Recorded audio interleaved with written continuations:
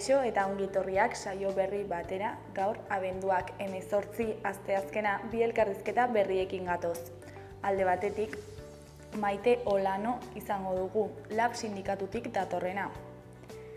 LABek zahar egoitzetan bi orduko lanuzteak antolatu dituzte abenduaren 13rako eta 20rako, eta honen inguruan hitz egitera dator. Eta beste alde batetik, Kati Lehatxe eta Estitxu Larriarekin egongo gara hizketan. Kati eta Estitxu iratirako bidea sormen bidaia izeneko bigarren kuadernillo bidaiaria prestatu dute eta hau aurkeztera datoz. Baina hauekin hasi baino lehen goazen gure betiko edukiarekin.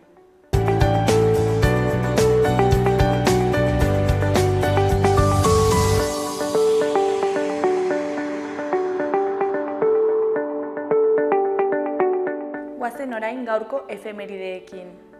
Gaurko egun batean, 1960an, gerra osteko lehen bertsolari txapelketa nagusia jokatu zen Donostiako Victoria Eugenian.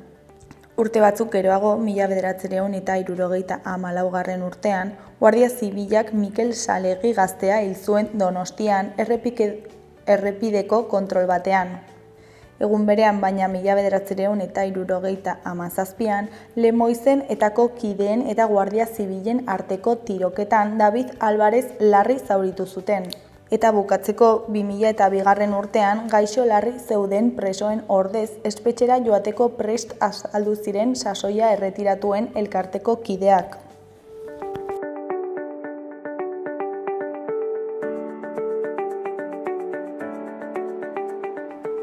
Errepasatu dezagun aste honetarako agenda. Asteazkenean, Arrosadiako irakurle taldean Lidia Chubovskaiaren Sofia Petrovna lana izango dute aztergai. Sofia Petrovnak mediku ospetsu baten alargunak mekanografo gisa lan egiten du Leningradoko argitaletxe garrantzitsuenetako batean. Badirudi bizitzak eta estatuak irribarre egiten diotela, estatutasun etengabeak gorabehera. Aizegoa Euskara taldeak antolatu du jarduera eta Arrosadiako liburutegi publikoan arratsaldeko 6:30 abiatuko da. Ostegunean, alde batetik, zein pertsonaia da izeneko ipuin kontalaria egingo da Arrosadiako udal liburutegian. Arrosadiako liburutegi publikoan Maitane Perez ipuin kontalariak zein pertsonaia da kontatuko die 4 eta 8 urte bitarteko haurrei. Arratsaldeko 6etan liburutegian aldez aurretik izena eman da. Beste alde batetik, Sanduzelai Zibiboxeko irakurle taldeak ez zen diruagatik liburua izango dute aztergai. Emakume zakar eta sabar samarra da Olga, ez lanik, ez dirurik, gazarotik urruntzen eta etorkizunik gabeko harreman erdipurdiko batean kateatua dagoena. Pisukidea du Dani, etxetik ihes egin eta zerbitzari gisa lan egiten duen gaztetxoa. Eta hiruki atipikoa osatzera dator Mikel. Ana Jakak idatzitako ez zen diruagatik hala abiatzen da. Eta horietxe aztertuko dute Sanduzelaiko irakurle taldean, Juantxo Urdirozen gidaritzapean. Arratsaldeko 7etan Sanduzelaiko Zibiboxean. Gainera, playback bertso saio literarioa egingo da Labagunean. Miren Amurizak testuak eta gaiak jarrik ditu. Miren Narbaizak musika eta saio Akaitza eta Nerea Ibarzabalek ahotsa jarriko dute kantuan. Playback izeneko bertso saio literarioa antolatu dute Laban arratsaldeko 7:30. Azkenik, Zaldiko Maldiko Xavier Badiola folk bakarlaria ekarriko du hots egunak programaren baitan. Arratsaldeko 8:30 hasiko da kontzertua Zaldikon. Ostiralean Bernart Etxepare 1545 Lingua Baskoun Primitiae diskoaren aurkezpena egingo da. Danserie Ensemble musika taldeak Bernart Etxepare 1545 Lingua Baskoun Primitiae disko liburuaren aurkezpena egingo du, Koldo Azkona taldekidearen gidaritzapean. Arratsaldeko 7:30 Karrikirik eta Zaldiko Maldikok antolatuta Zaldikoren egoitzan. Larunbatean, Juku eta Himalaiako Lorea filma ikusgai egongo da Zibibox Juslarrotxan. Aurrentzako Juku eta Himalaiako Lorea pantailaratuko dute Arrotxapeako Zibiboxean arratsaldeko 6etan. Munduko mendi garaiaren tontorrean bizi da eguzki argi garbienaz elikatzen den landarea, Himalaiako lorea. Juku Sagutxoak familia atzean utzi eta betiereko argia duen lore horren bila abiatuko da bere amamari eskaintzeko.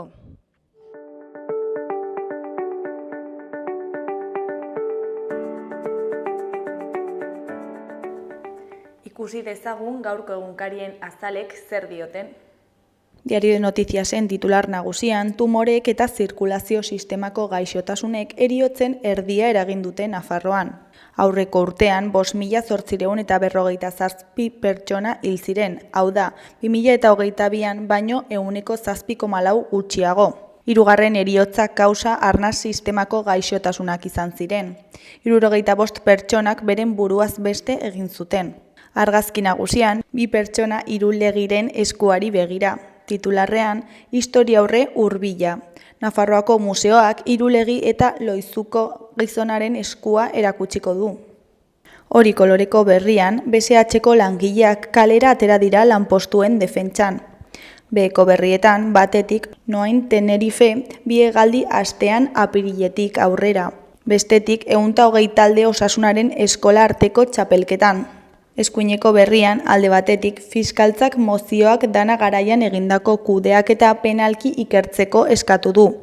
Beste alde batetik, San Juango Justizia Jauregia eta eskola 0-3 urtez handitzeko bultzada egiten ari da. Azkenik, Marisa Paredes antzerki, zinema eta telebistako aktorea hil da 78 urterekin. Diario de Navarraren titular nagusian, zeharkako 400 lanpostu inguru airean daude BSH eskirotzen itxieragatik. Etxe tresna elektrikoen plantak galdu dituen 655 enpleguei gehituko litzaizkieke. Argazki nagusian, Loizuko gizakiaren hondarrak duela 11.700 urtekoak, Nafarroako museoko historiaurreko areko beira arasan. Titularrean, Nafarroako historiaurrea agerian. Nafarroako museoak Loizuko gizakia eta irulegiko eskua erakusten ditu areto birmoldatu batean. Eskuineko berrietan, alde batetik, Koptos elkarteak berretsi du atxez egindako dirulaguntzek salbuespenezkoak izan behar dutela. Beste alde batetik, osasun arloko funtzionarioak kentzeak gutxiengoa uzten du foru gobernua. Jarraian Luis Ramon Arrietaren hitzetan, etak Nafarroako ekonomia haztea galarazi zuen. Koldok komisioak ukatu ditu eta abalos errugabetu du. Goiko berrietan, batetik Iruñeko egutegia agortzen duten ilarak. Bestetik Marisa Paredes Almodobarren musa hilda. Bukatzeko eskola arteko txapelketa hirukoiztu eginda. Gararen titular nagusian, EH Bilduk Aldundiarekin aurrekontu ituna itxi du Bizkaian. Araban bezala, koalizioak aurrekontu akordioa lortu du Bizkaian eta abstenitu egingo da 33 milioi euroko neurri sorta baten truke. Argazki nagusian, irulegiko eskua daukagu. Titularrean, beste interpretazio bat eman diote dagoeneko Iruñean ikusgai dagoen irulegiko eskuari. Jendaurrean aurkeztu eta 2 urtera irulegiko eskua ikusgai dago Nafarroako museoaren historiaurreko aretoan. Erdiko berrietan, goikoan, erabakitzeko eskubidea eztabaidatik ateratzeko eskatu du PSEk. Behekoan, labek izaera estrategikoko 4 erronka ezarri ditu. Goiko berrian, Alejandro Inurrietaren hitzetan, etxebizitzaren arazoak merkatuaren esku hartzea eskatzen du. Ezkerreko berrietan, batetik Laurent Perpignaren kronika dugu. Siriako espetxeetako izugarrikeria agerian geratzen hasi da. Bestetik, Ukrainak gerra erradiologiko eta kimikoko arduradun errusiarra hildu. Berriaren titular nagusian, Jaurlaritzak iardetsi du armagabetzeaz esateko zeukana esan zuela 2019an. Ubarretxenak bakegilei erantzun die Jaurlaritzak duela 5 urte zabaldutako txostenean eman zuela bere bertsioa. 120 orriko txosten bat da, publikoa da. Etaren armagabetzeaz kontakizun faltsua egin izana egotzi diote bakegileek Urkulluren gobernuari. Argazki nagusian, Serbier, Solabarrieta, Azurmendi, Barbier eta Agirre atzo Usurbilen.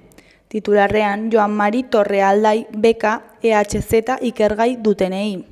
Beheko argazkian, Kremlinetik 7 kilometrora izan zen erasoa. Titularrean, Ukrainak Errusiako babes nuklearrerako tropen burua hildu. Honen ezkerreko berrian Jaurlaritzak ia 4.000 lanpostu eskainiko ditu 2027 arte. Osakidetzan eta hezkuntzan batez ere. Osakidetzan 1.886 postu eskainiko dituzte, hezkuntzan 1.046 eta ertzaintzan 525. Eskuineko berrietan alde batetik Bizkaiko Foru Aldundiak eta EH Bilduk 2025ko aurrekontuak adostu dituzte. Beste alde batetik 30 urte dira EH-un itxaldia egin zutela irakasle euskaldunak kontratatzeko. Jarraian, BSH-ko langileek protestara deitu dute larunbaterako, lantegia itxiko dietela jakin eta gero. Amaitzeko natura abaro. Zabaltzen ari da etxeak material naturalekin egiteko filosofia. Agotzena da adibide bat.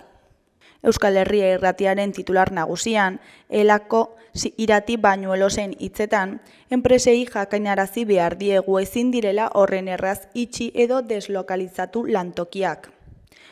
BSH-ko itxiera iragarpenarekin haserre azaldu da Euskal Herria Irratian Elako industria arduraduna.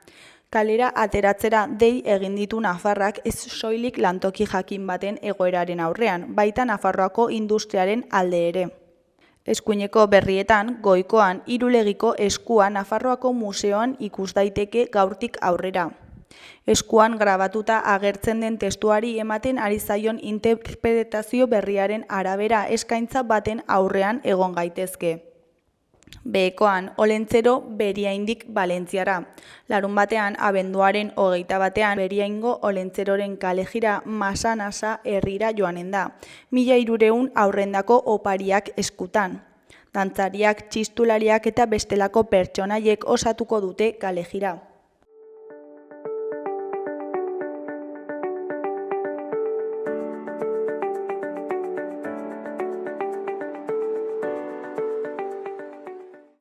Kaixo, lehen aipatu dugun bezala, orain Maite Olanorekin gaude, Lab sindikatutik datorrena. Kaixo, zer moduz? Ondo, mentxe. Lab sindikatutik antolatu dituzue lanuzteak, 2 orduko lanuzteak, Zahar-Egoitzetan, abenduaren 13rako eta 20rako, ez da?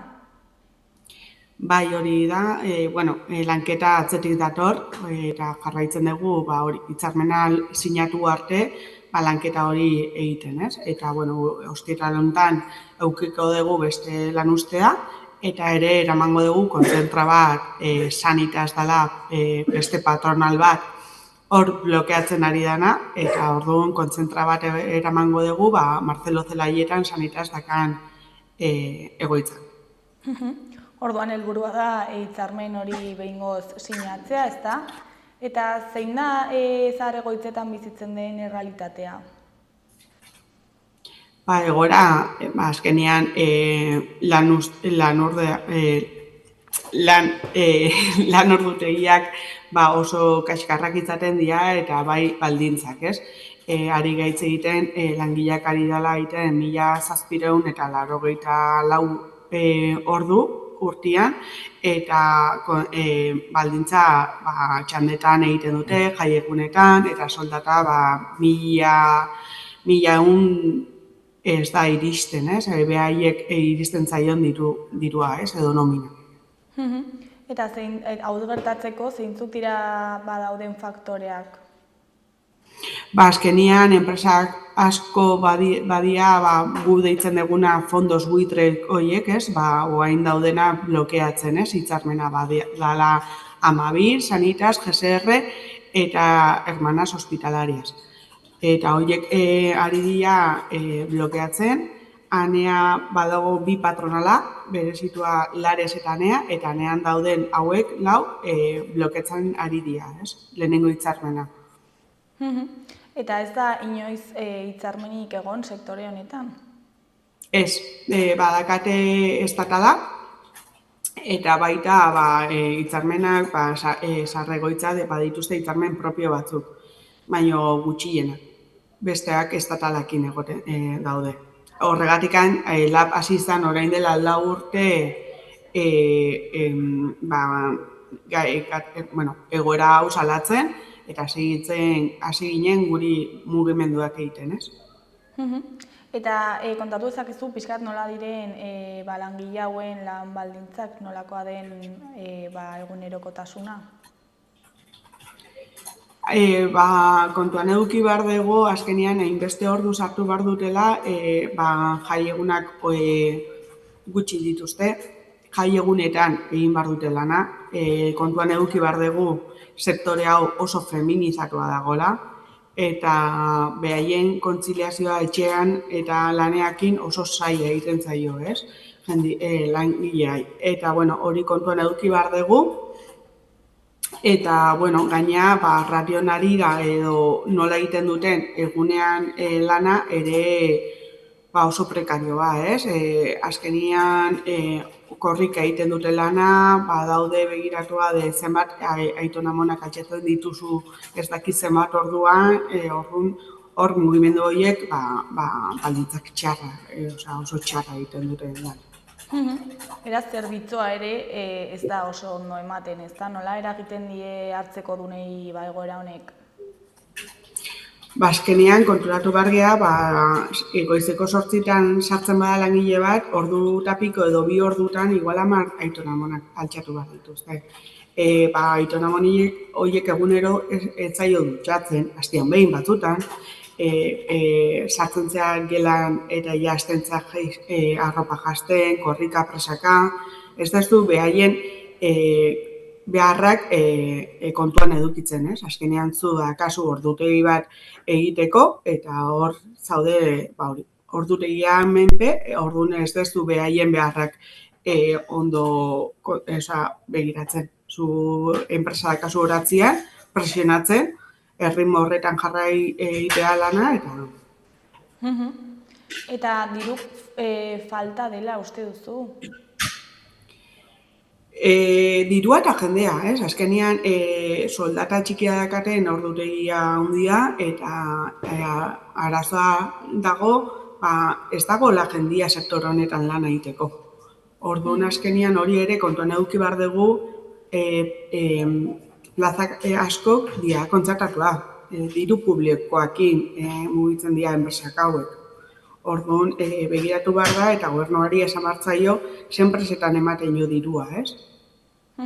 Hori sartzen dute dirua. Hartzeko dunak normalean diru pila ordaintzen dute bertan egoteko, ez? Bai, plaza bat ez badau kontzertatua, ari gaitz egiten, 3.000 euro hilabetean. Eta gero, diru hori non galtzen da, edo? Ze langilei ez bideratzen? Enpresak gelditzen dira, ez? Hori 3.000 ordaintzen badu, eta langilea 1.000 euro ez badia iristen, konturatu zenbat dirua gelditzen da enpresan, Eta sektore hau zure ustez gutxietxia dago? Barkatu? Gutxietxia dagoen sektore bat dela uste duzu? Bai, azkenian bai. Ez zaio begiratzen, ez dute bere ardura hartzen, ez? Ez enpresak, ez gobernua, eta azkenian hor gaude. Bueltaka eta mailan eseitzen gehan bakoitzean, pelota pasatzen dira batetik bestera, eta azkenean langilea ari da hori ordaintzen. Langilea eta aitona-amona. Lehen aipatu duzu sektore feminizatu bat dela, eta zergatik uste duzu hau gertatzen dela? Hau ja gizartea, ez? Zaintza beti lotura edukiko du, zaintza emakumearen gauza bat zela eta horrela jarraitzen du. Eta hau horrela hasi zen, sektore hau izan zen zaintza, zertzen eta etxean nola egiten zuen emakumea, jarraitzen du etxetik kanpo emakume egiten. Hori ere kontuan eduki behar dugu, askotan hau izan zen lanpostu bat edo sortzen zen zerbait, gizonaren soldatari laguntzeko zerbait, ez? Ez zen diru bat, nomina bat, etxean izateko kontuan da. Pixkat, etxeko soldata handiari laguntzeko zerbait. Orduan, oraindik badago jendia, edo uste du jendia, olako lana dela, eta ez da printzipioz ez zaio garrantzia asko ematen. Eta uste duzu feminizatua dagoenez horregatik ez zaiola hainbeste garrantzi ematen lanari? Bai, egia esateko bai. Azkenean, bigarren soldata bezala hartzen da, ez? Eta gizartea aldatzen ari da. Eta, bueno, pandemian garaian, garbi gelditzen zen, azkenean, lana hau gelditu zala hor, ez? Pandemian, industria guztia itxi zuten, ez dakitze, baina guk hor ginen, ez? Orduan, hori ere kontuan eduki behar da. Azkenean, gure sektorea garrantzizkoa dela. Eta garrantzia eman bartzaiola.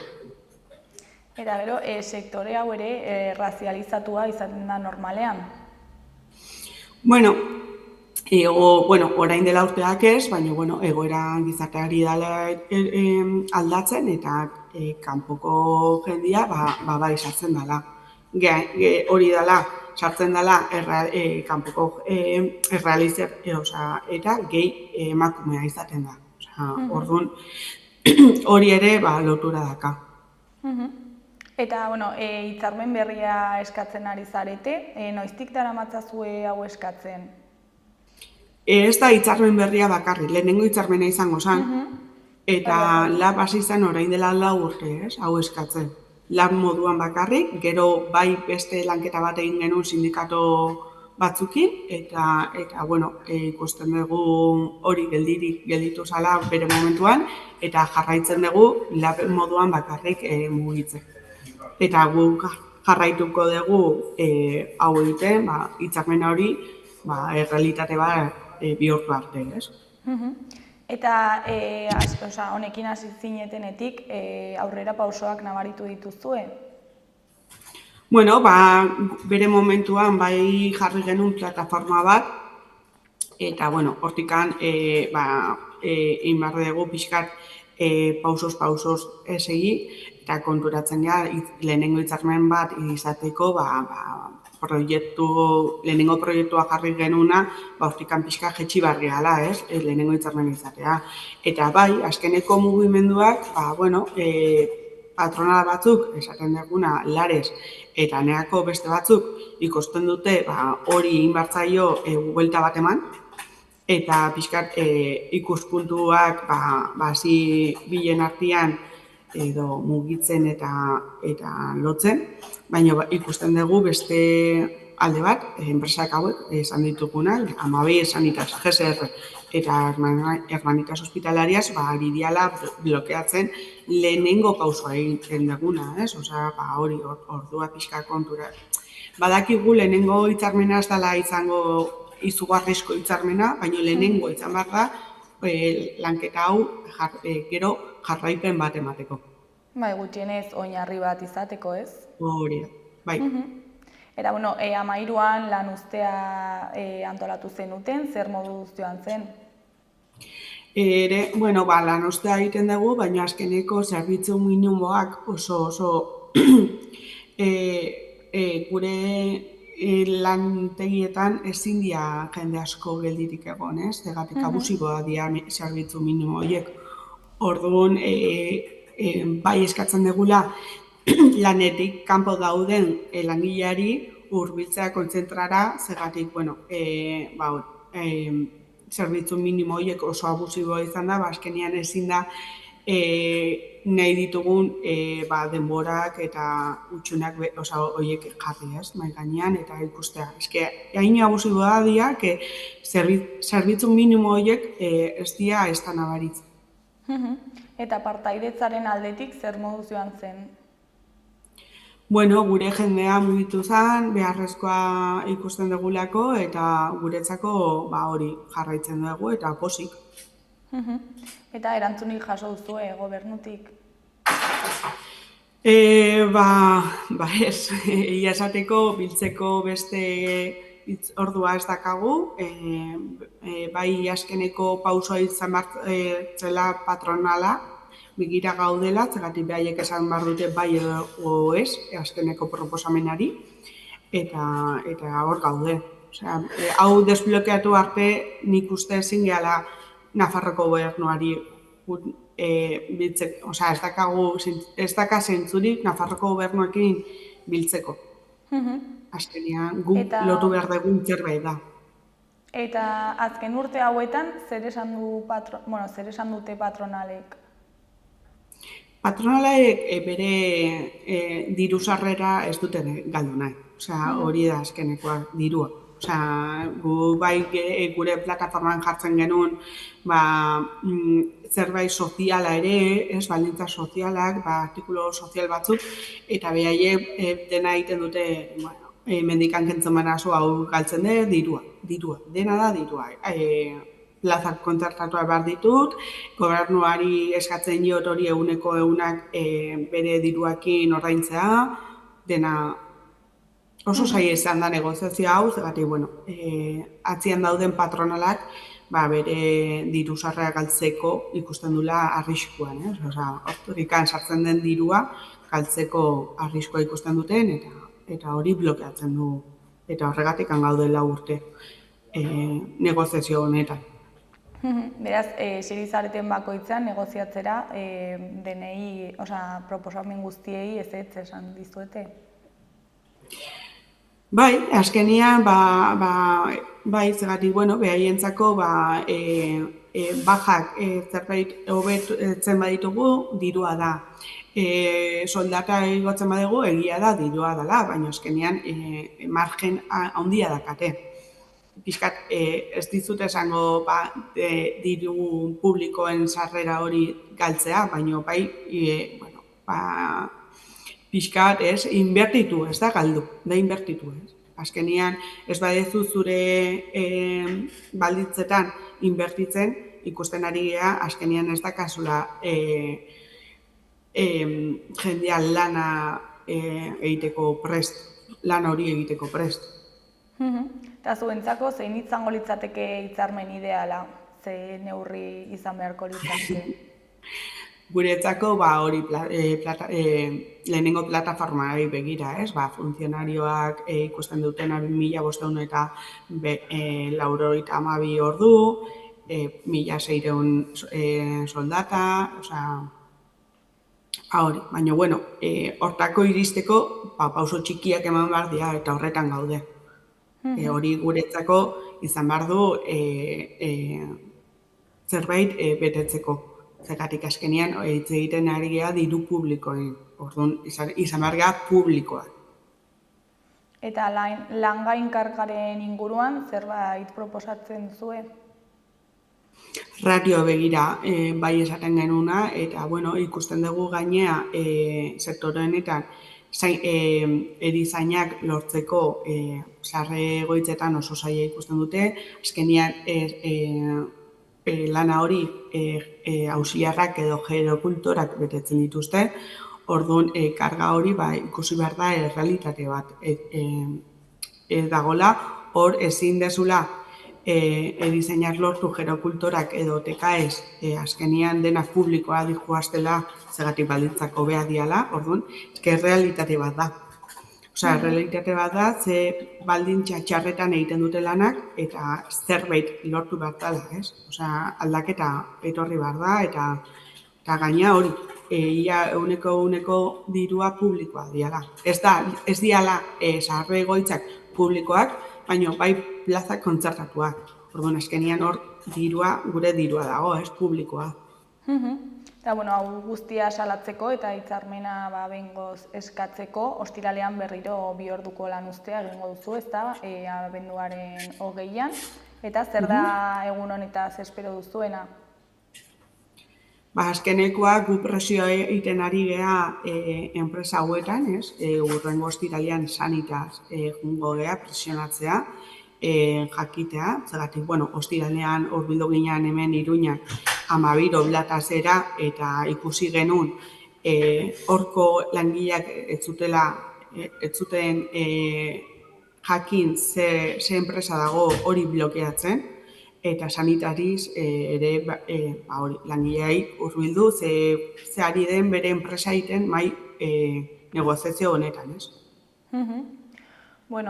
Lab sindikatuko Maite Olano, mila esker gaia inondo azaltzeagatik eta gurekin hitz egiteko tartetxo bat ateratzeagatik. Ea zer moduz joaten den ostiraleko lan uztea. Bale, mila esker. Zuri ondo segi, agur. Venga, jo.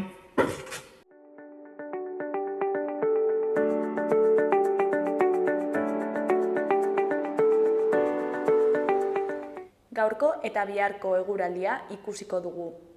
Gaur, asteazkena, giro eguzkitsua, temperatura epelak eta hego-mendebaldeko haizea indartuz joango da. Haizeak gogor txamar joko du, batez ere arratsaldetik aurrera. Orduan, boladak oso gogorrak izan litezke, batez ere mendebaldean. Zerua erdi mailako hodeiak eta goi hodeiak agertu arren, giro eguzkitsuak jarraipena izango du. Gaualdeko hodeiguneak ugarituz joango dira. Temperatura maksimoak 18-20 gradu ingurukoak izango dira kostaldean eta inguruko baiaretan, eta 13-15 gradu artekoak Araba eta Nafarroa erdi eta hegoaldean. Ostegun goizean fronte hotz bat iritsiko da eta eguraldia erabat aldatuko da. Goizaldean hego-mendebaldeko haizea zakar ibiliko da, batez ere mendebaldean, eta hodeiguneak ugarituz joango dira, eta baliteke han-hemenka euri zarrastarren bat botatzea. Temperaturak oraindik balio epeletan mugituko dira. Alabaina, goizean zehar frontea iristearekin haizeak ipar-mendebaldera egingo du bolada gogorrekin, eta hortik aurrera zerua estali egingo da eta euritara joko du. Prezipitazioak denera zabalduko dira eta nabarmen hoztuko du. Gauean elurkota 1000-1200 metro inguruan kokatuko da.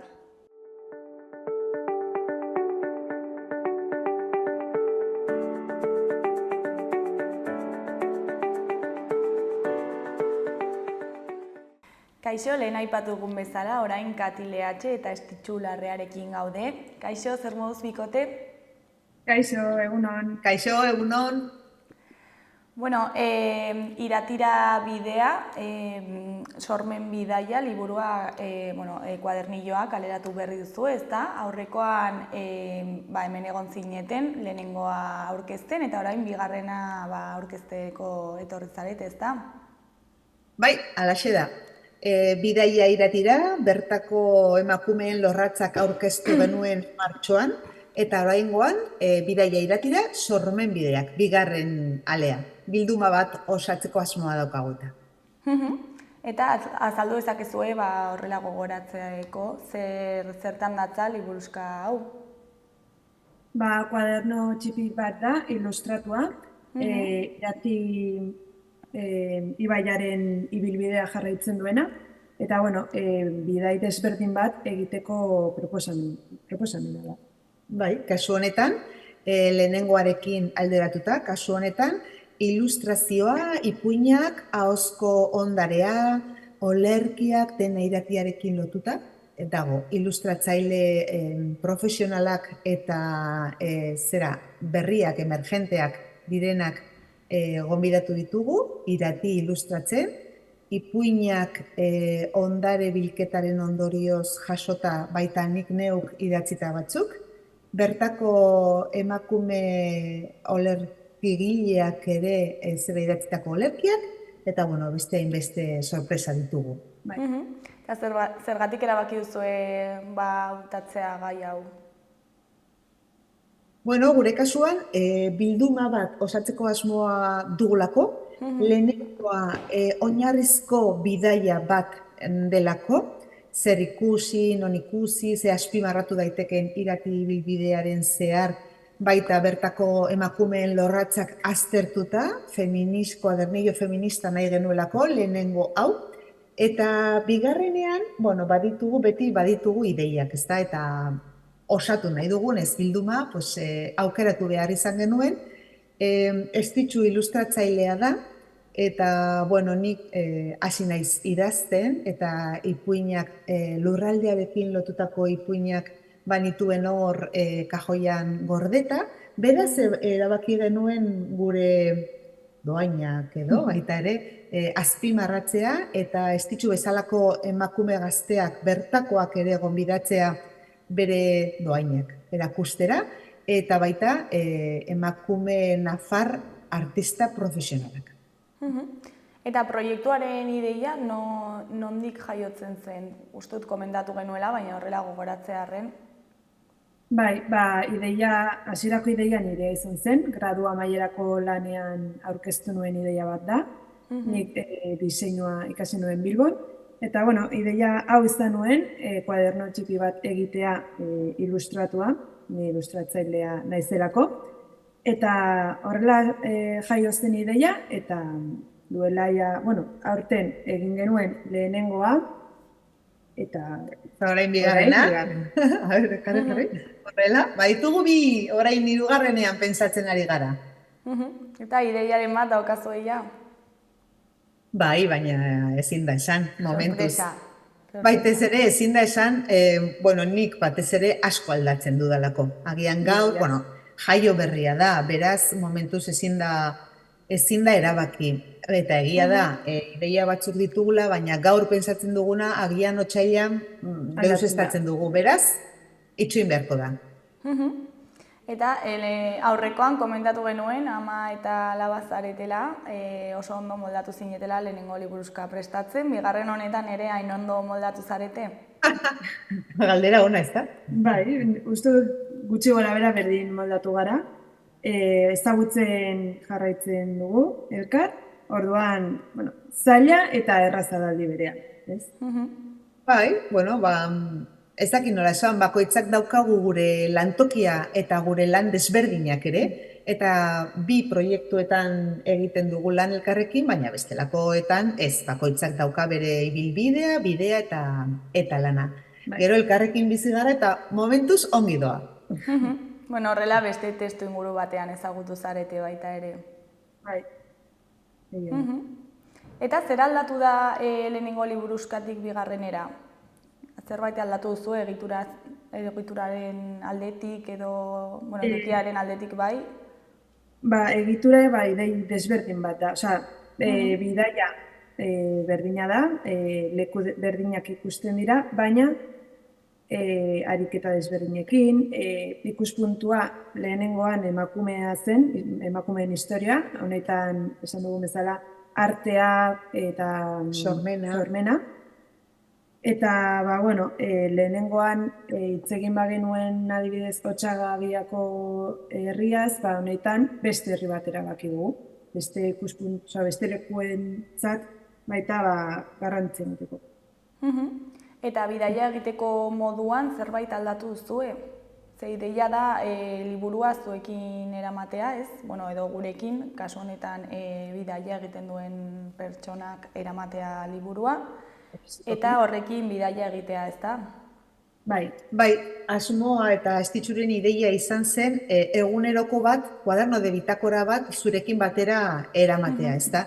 Eta, ezagutuko duzuen bezala edo bestela animatzen zaituztet, aurkezten dugu lurraldeak, Zaraitzutik Irunberrira bitarte, eta lurralde bakoitzean proposatzen ditugu ibilbide batzuk edo ezin dituzun galdu horiek, bai historiarekin lotuta, etnografiarekin lotuta, mendiko ibilbideekin lotuta, baita kasu honetan ere jatetxeak, non lo egin,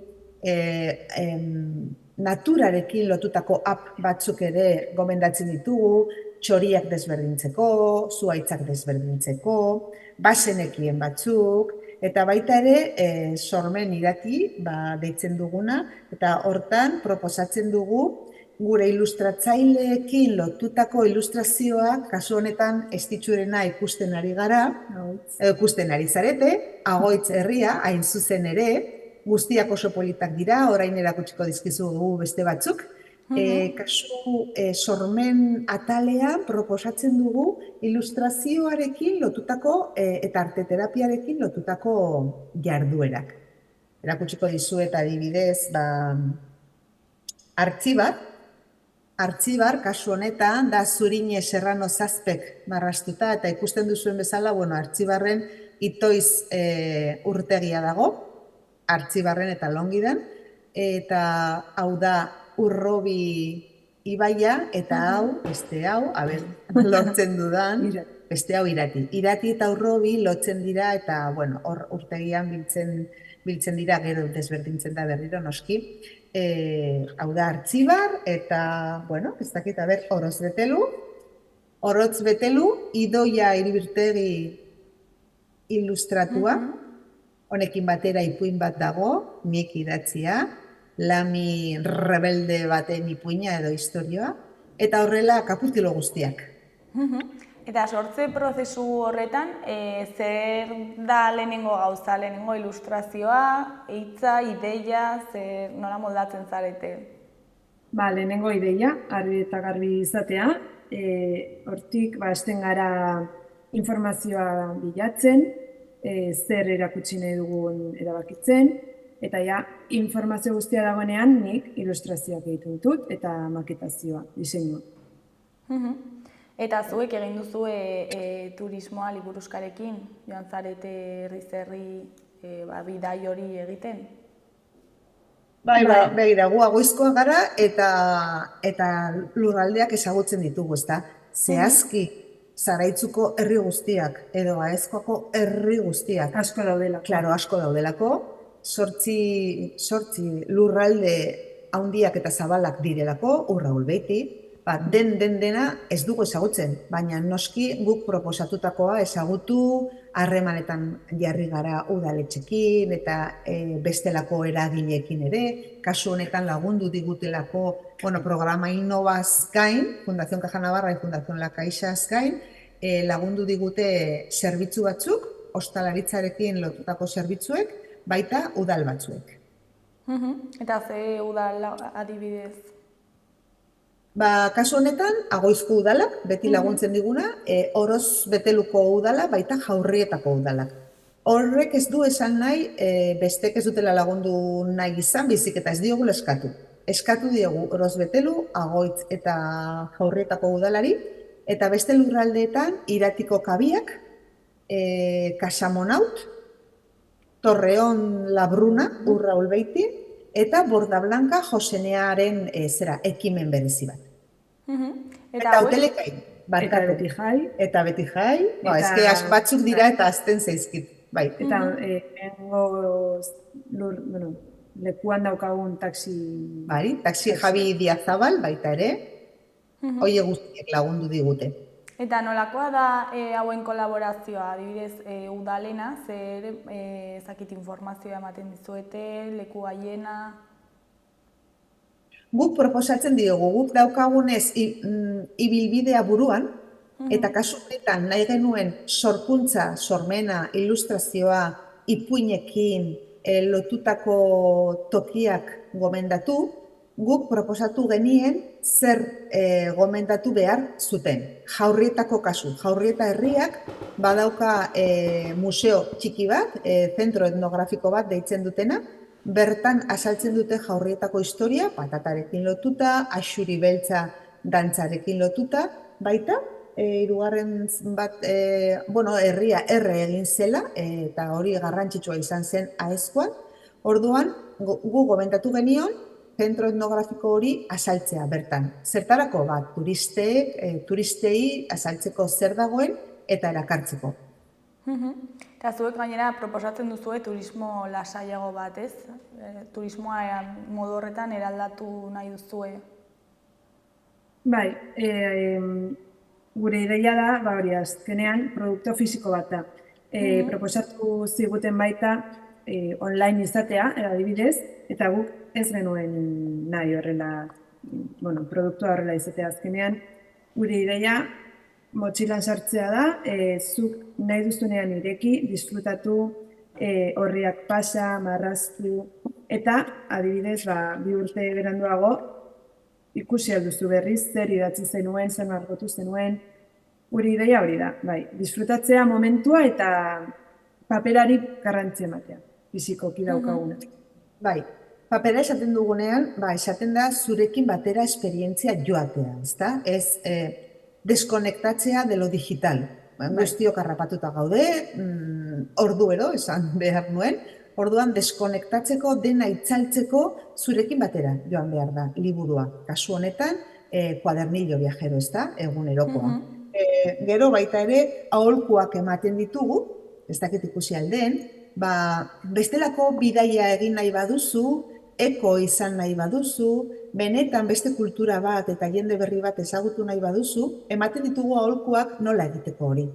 Lasai joateko herrietan, jendearekin hitz egin, eko aholkuak ere ematen ditugu ezagutzeko herrietan behar dutena, ze askotan turismoarekin arazo horiek daude, eta hori. Eta gero, badauka gomatxo hau, hemen bertan gordetzeko nahi duzuna, eta horrela ez da erortzen, argazkiak, ostoak, tiketak, ez? Argazkiak, bai. Eusen gauza gordetzeko. Eguneroko bat balitz bezala. Kuaderno de bitakora modernoa. Osea, bidaiaren esperientzia osoa bizitzeko ezakit ahalmena ematen du, ez? Hoixe, bai. Bai. Eta aurreko kuadernilloaren harrera nola joan zen azkenean? Pozik gaude, momentuz, eske denbora gutxi pasada, badirudi urteak pasa direla, baina ez, martxoan atera genuen. Pozik gaude, azkenean, gure inguruan bizitzen direnak gustoko dute, erosten dute, gero turismoa, kanpoko turismoa, ez dakigu oraindik zenbat erosi duten, baina hemengoak momentuz hartu dute. Bai, gero elkar banatzaileak banatzen du eta guretzat hori oso ongi dago, karrikiri dendan aurkitu daiteke, mugan baita ere, mulgan liburu dendan aurkitu daiteke, gomidatu gaituzte Madrilera joaten, Gasteizko atarian baita ere egon gara, harrera polita. Aurrekoan presura saria eman ziguten, gauza politak gertatu zaizkigu bai. Hainbat aurkezpen egin zen dituzten, eta gero interneten ere promozionatu egin zarete, ez da? Sare sozialetan. Bai, herriz-herri joan ginen aurkezten, herriz-herri guztiak ez, asko direlako, baina lurralde bai. Eta bai, Instagram eta TikTok daukagu, gaztei proiektua baita erakusteko, gaztei eta mundu guztiari, baina ikuspuntu gazteago bat erabiltzen dugu sare sozialetan, eta baita jendea ongi ongi funtzionatzen du gure bideoekin. Bai, nahi dugulako eta hau da estitxuren lana eta estitxuren kemena eta indarra eta helburua da gaztei zuzentzea gure historiarekin eta gure etnografiarekin, gure ohiturekin dugun maitasuna, ezta? Horregatik baita ere QR batzuk daude, ipuinak entzun daitezke, liburuak gomendatzen ditugu, baita abestiak ere gaur egungokoak eta lehenagokoak, hori da bere helburua, ezta? Gazteak maitatzea lurraldea guk maitatzen dugun heinean. Zuek adin desberdinetakoak izan da, errazago egin zaizue adin desberdinetako jendeari iristea, iristaraztea, liburua? Justo, baietz. Azkenean berak bere ikuspuntua dauka bere adinarekin, nirea, eta elkarrekin ikusten dugu, pizko bat informazio gehiago jarri edo kendu ilustrazio gehiago jarri. Kentzea da irabazten duena, kendu informazioa, ama, kendu, askotan. Baina gure, nola esaten da? Eguneroko... Balantza, uste dut, produktu ona egiten duela, pertsona desberdin. Bai, dudarik ez, gaztetasuna eta nik dudan esperientzia eta adina ere, oreka mantendu behar da eta oreka gordetu eta landu baita ere, batzuetan eta bere hasieratik ez da erreza izan, baina lortzen ari gara. Eta kaleratu da bigarren atal hau? Bai. Eta guk egina daukagu, oraindik elkar ez dauka, baina gutxi falta da, izateko. Agoitzen erosi aldela. Bai, aurkeztu dugu, pasaden ostiralean aurkeztu genuen agoitzen, eta momentuz ez dugu denbora izan euskara heldu behar zaigu eta horregatik ez dago liburu denetan, baina gure webgunean eta bada webgune berezi bat viajealirati.com, horretan eskatu daiteke eta guk helaraziko dugu eta informatuko dugu. Berehala egongo da liburu dendetan. Eta nola aurre ikusten duzue harrera? Espero dezagun oso ona izatea. Bai. Bueno, egia da, Agoitzen aurkeztu genuela ostiralean, eta ja behintzat, etorri direnak, eta etorri ziren ia 300 pertsona, kulturetxea ia bete genuen, esan digutela, hau bereziki polita dela, eta bereziki maitagarria. Ipuinak, ilustrazioak izugarriak direlako, esan digute honek beste toke kutxun bat duela, eta egia da, desberdina nahi genuelako izan, eta lortu dugulako. Bai. Bueno, orain promo garaia etortzen zaizue, eta zer da liburuzka zuek espero duzuena? Espero dugu, zer esan behar nizuen, Nafarroako, Euskal Herriako eta Mudun planeta osoko etxeetan egotea. Espero duguna benetan irati ibaiak zeharkatzen dituen lurralde guztiak ezagutzea, maitatzea, espero dugu baita ere ulertzea herriek behar dugula bestelako turismo bat, pausatuago, lasaiago, feministago, artearekin lotutago, ez dakit esan daiteken, baina horrela espero dugu. Eta espero dugu baita ere harrera ona izatea guk jarraitu ahal izateko liburuzkak egiten, ze bestela apoiori gabe, autonomoa gara, bakoitzak bere aldetik lan egin behar du, apoio hori gabe ezin izango genuke aurrera jo, ezta, baina hori da benetan espero duguna. Bueno, Kati Estitxu sorteo bigarren atal honekin, eta zuei mila esker gurekin hitz egiteko tartetxo bat ateratzeagatik, eta, ea 3. laster datorren. Eskerrik asko. Eskerrik asko zuei, Xaloa Telebista. Ondo segi bikote, agur. Vale, agur.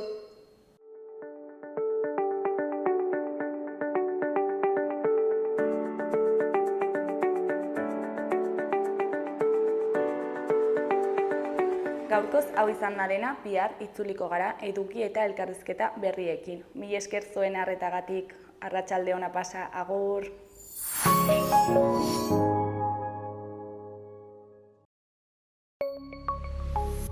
Gobierno de Navarra. Nafarroako gobernua.